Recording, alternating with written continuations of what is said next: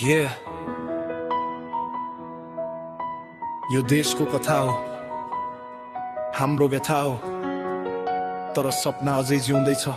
सुन, देशको हालत त हेर्दा मन भारी हुन्छ। बुबा आमाको आँखामा चिन्ता झल्किन्छ।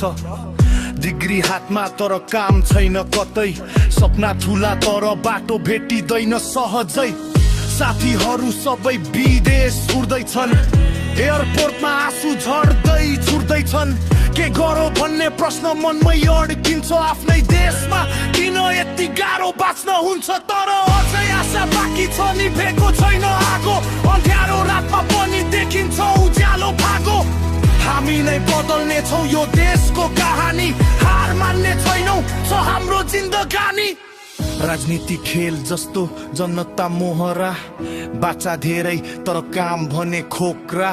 महँगी बढ्दैछ, खल्ती भने खाली। बाँच्नै गाह्रो भो, सपना भयो टाढा जाली। तर हेर युवा उठ्दैछन् बिस्तारै। अनलाइनबाटै बनाउँदैछन् संसारै। साना सपना ठुला बन्दैछन् आज। आफ्नै देशमै गर्न खोज्दैछन् काम। थकान छ, डर छ, असफलता पनि, तर हिम्मत छ कि नक्की सपना बाँकी अझै पनि। एउटा दिन बदलिन्छ यो समय।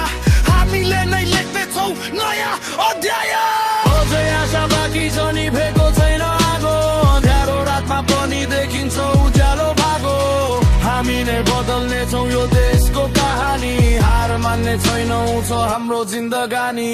देश हाम्रो हो, बदल्ने जिम्मा पनि हाम्रो।